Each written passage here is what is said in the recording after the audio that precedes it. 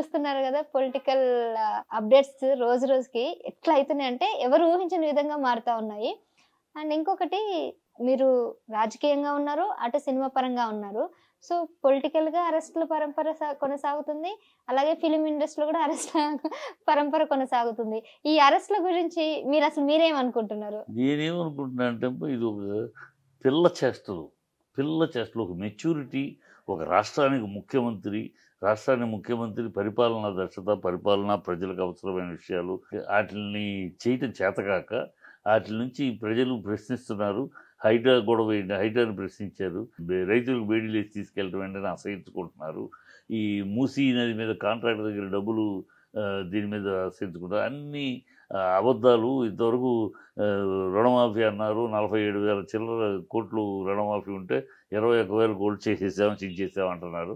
అన్ని అబద్ధాలు ఆరబోతా అసహ్యంగా ఉంది. ప్రజల విషయాల్లో వీళ్ళు ప్రజాపాలన కాకుండా ప్రజా వంచన పాలన చేస్తున్నారు. ప్రజలంతా అసహించుకుంటున్నారు, ప్రశ్నిస్తున్నారు. హైడ్రా విషయంలో అయితే ఆడాళ్ళు శాపనార్థాలు, తిట్లు, చీతూ అని ఊస్తున్నారు. ఇక ఉంటే దీని నుంచి ప్రజలను డైవర్ట్ చేయడానికి ఈ అరెస్టులు. ఏంటి అరెస్టులమ్మా? ఏమిటి అరెస్టుల కోసం గెలిపించారు ప్రజలు? మీరేదో మార్పు అన్నారు. మార్పు అంటే ఇదే?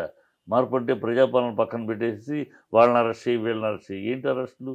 కార్ రేస్ అనేది ఒక ప్రెస్టీజియస్, ఒక రాష్ట్రానికి ప్రెస్టీజియస్. అంటే ఇప్పుడు ఫార్ములా ఈ కార్ కేసు రేసింగ్ ఏదైతే ఉందో దాని నుంచి 55 కోట్ల రూపాయలు దారి మళ్లించారు. అది అసలు లెక్కలేదు, పత్రం లేదని అంటున్నారు. దారి మళ్లించారనేది పచ్చబద్ధం. దారి మళ్లించరు కాదు, అది ఒక ప్రెస్టీజియస్ ప్రోగ్రామ్. అది ఆ ప్రోగ్రామ్ మన రాష్ట్రంలో చెయ్యాలని మనం ఆఫర్ ఇచ్చాము, చెయ్యండి అని. చెయ్యాలంటే వాళ్ళకి డబ్బు కట్టాలి, 50 కోట్లు కట్టాలి. కట్టారు. అది అప్పటికప్పుడు ఎలక్షన్ టైంలో కట్టారంటే ఎలక్షన్ కమిషన్ చూసుకుంటుంది. అది తప్ప ఒప్ప టైం ఉందో కట్టారని. కేటీఆర్ ఏమన్నా దాంట్లో ₹1 తిన్నాడు. రాష్ట్రానికి ఒక ప్రెస్టేజ్. మీకు చేత కాదు, రాష్ట్రం ఉన్న పరువు తీయటం తప్పితే మీకు రాష్ట్రానికి ప్రెస్టేజియస్ ప్రోగ్రామ్ ఏమైనా చేయటం. మీకు ఎంతసేపు సోనియా గాంధీ కాళ్ళ దగ్గర కూర్చోటము, రాహుల్ గాంధీ కాళ్ళు పిసకటం తప్పితే మీ బతుకులు అంతే. మీకు ఇంకోటి చేత కాదు. కనుక ఇంకోటి ఏదైనా చేస్తే మీకు అది నచ్చదు. మీకు మిగతా ఏదైనా కావాలంటే కమిషన్లు వచ్చే ప్రోగ్రాంలు అయ్యి ఉంటే అవి చూస్తారు మీరు. ఎక్కడైతే కమిషన్లు వస్తాయి, ఏ ప్రోగ్రామ్ చేస్తే కమిషన్లు వస్తాయి, ఎప్పుడైతే మోటార్లు వస్తాయి, ఈ ఆలోచన అయితే మీకు చేత కాదు. అది ప్రెస్టీజియస్ ప్రోగ్రామ్. దానికి కట్టడం ఇచ్చారు.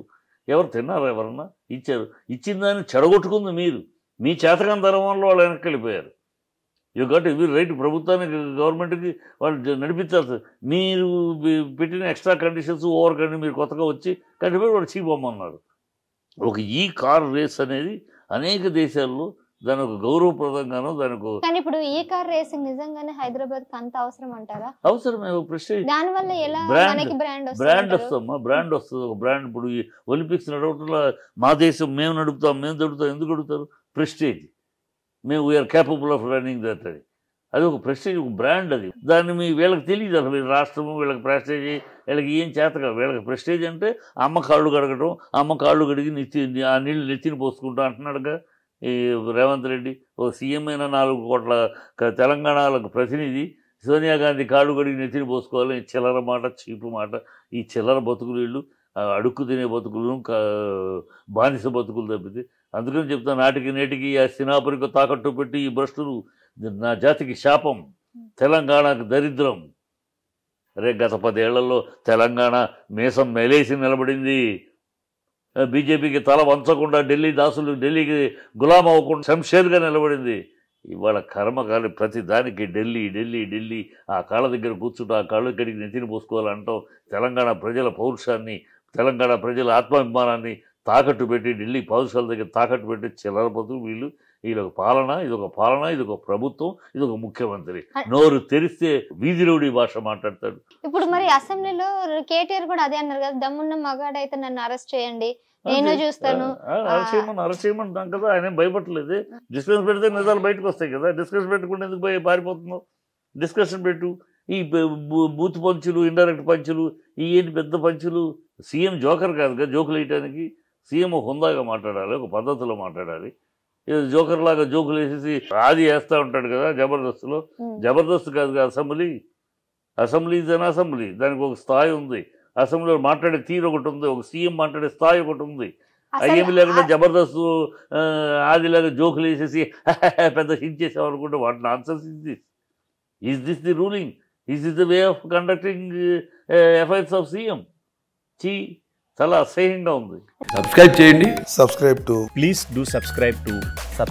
Please like, share and subscribe to top Telugu TV. Top Telugu TV.